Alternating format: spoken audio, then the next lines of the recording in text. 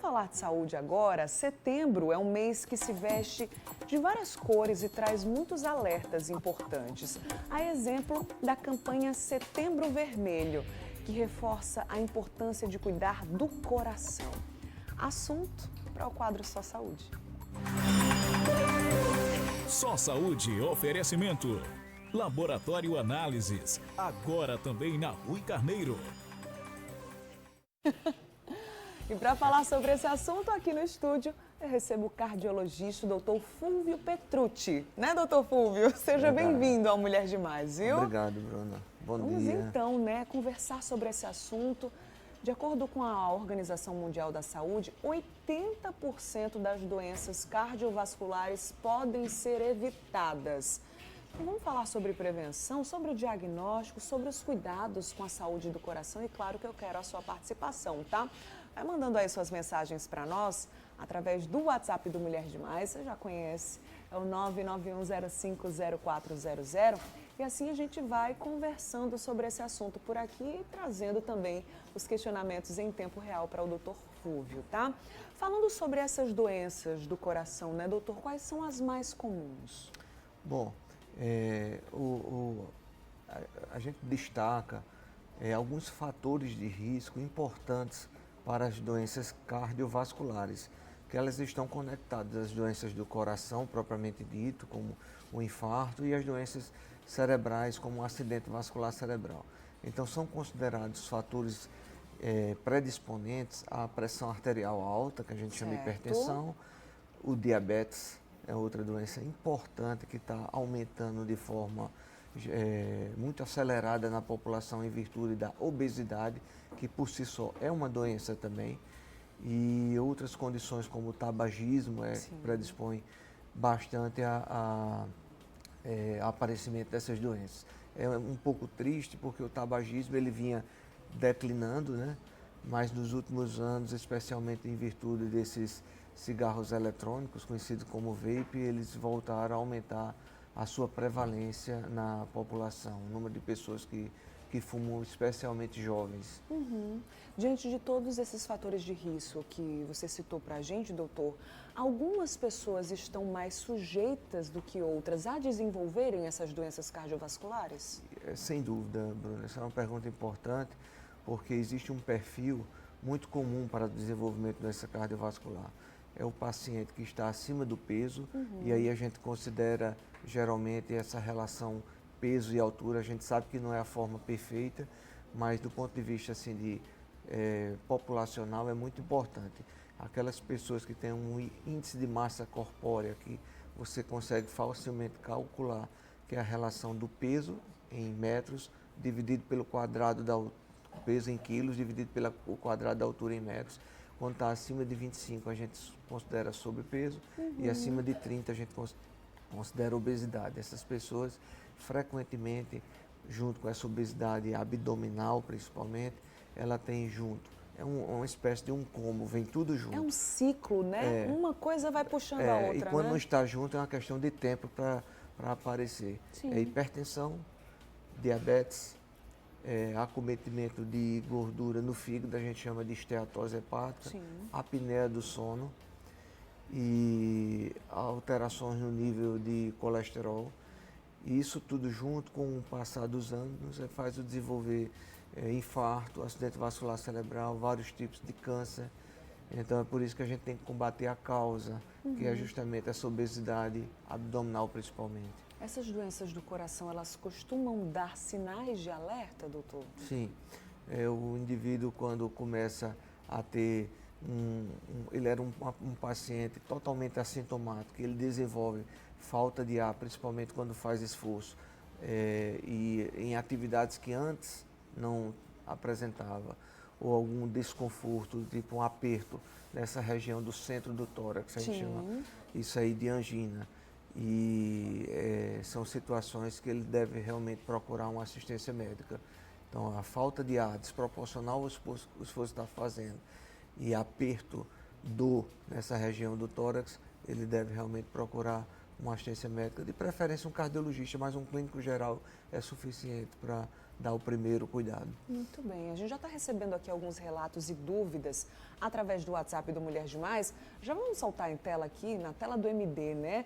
Um desses questionamentos que chegaram para a gente através do nosso WhatsApp. A Alexandra disse que é a Maria Dionísio, né? Acho que ela pegou aí o celular de alguém e trouxe aqui o questionamento. Ela é Maria Dionísio e quer saber se é verdade que um mês antes de um infarto, a pessoa já sente os sintomas. Já que a gente falou sobre sinais de alerta, costuma acontecer isso, doutor? Não necessariamente. Existem várias formas de apresentação. Existem pacientes que têm infarto que, de fato, ele começa a ter uma dor no peito quando faz esforço e para o esforço a dor melhora. Isso aí é um sinal de que pode ser um anúncio que você está predispondo a um infarto. Entretanto, frequentemente, eu acho que mais frequente é a forma do infarto acontecer subitamente. Sim. E sem nenhum sinal clínico. Inclusive, tem pessoas que podem ter, por exemplo, a morte súbita sem nenhum sinal clínico. Nossa. Ele simplesmente tem uma morte súbita porque ele tem um infarto, ele desenvolve uma arritmia fatal e isso aí sem nenhum sinal de alerta. Então, não é necessariamente presente os sinais de alerta. Por isso que a gente deve ter esse cuidado que não é também qualquer dor no peito. É uma dor no peito em aperto que frequentemente vem acompanhada com sintomas do tipo palidez, suor frio e ânsia de vômito. Isso aí num paciente que é homem acima de 45 anos, que fuma ou tem sobrepeso, mulher acima de 55 anos, que também tem fatores de risco, ou então história familiar. Às vezes a pessoa tem poucos fatores de risco, mas tem um irmão, um pai e mãe que tem história de infarto, ela realmente deve valorizar e procurar um pronto atendimento para fazer uma avaliação médica. Falando sobre essa avaliação, né, doutor, já que a gente está comentando aqui sobre sinais mais graves, né, como o infarto, por exemplo. Para que a pessoa não chegue a esse estágio mais grave, é preciso fazer algum tipo de diagnóstico, exames com constância, com que tipo de frequência também? Isso é também uma pergunta importante. Eu diria o seguinte, o indivíduo a partir de 40 anos deve realmente procurar, de preferência um cardiologista, para fazer o perfil metabólico, né? Certo. Isso aí inclui os níveis de colesterol total, HDL, triglicerídeos, LDL colesterol. Esse LDL colesterol, que é o mau colesterol, ele se destaca entre o perfil lipídico como aquele que mais potencialmente causa doença, a gente chama aterosclerótica, é aquela placa de ateroma nas artérias do coração, que é a vulnerabilidade que o paciente tem para ter infarto. Agora, é importante também fazer a glicemia de jejum, para ver se tem diabetes, e a hemoglobina glicada, que reflete o controle da glicemia nos últimos 90 a 120 dias. Então, esses exames básicos são extremamente importantes. E, além disso, aferir os níveis de pressão arterial, peso e altura. Mas, sem dúvida, o mais importante é trabalhar com a prevenção. E a prevenção inclui alimentação saudável para controle de peso, evitar cigarro, seja tradicional ou eletrônico, né? E fazer atividade física do mínimo 3 vezes por semana, no mínimo 20 a 30 minutos, né, de atividade física. A gente está recebendo mais perguntas. Quer que eu peça agora, minha diretora, ou no próximo bloco? Mais uma pergunta agora? Vamos trazer aqui na tela do Mulher Demais. São várias, né, que chegaram no nosso WhatsApp, estão chegando no decorrer aqui do nosso bate-papo. A Ângela disse: bom dia, doutor. Gostaria de saber por que o meu coração dói muito. E toda vez que tomo um medicamento específico, ele passa. Será que eu tenho algum problema cardíaco ou pode ser sintoma de alguma outra enfermidade, doutor? Então, veja só, a forma de dor torácica de origem cardíaca, ela é um pouco diferente, porque você sabe que a dor torácica existe várias causas. Por exemplo, a dor torácica que piora quando você respira profundamente, isso gera uma dor ou de origem pleural, pulmonar, por exemplo, infecção pulmonar pode provocar essa dor, ou então uma dor de origem muscular. A dor cardíaca é um aperto, o indivíduo ele fala que é uma espécie de entalo aqui na região do meio do peito, e ele fala frequentemente mais com um aperto do que com a dor Entendi. propriamente dita. E ele tem essa característica de piorar com o esforço e melhorar com o repouso.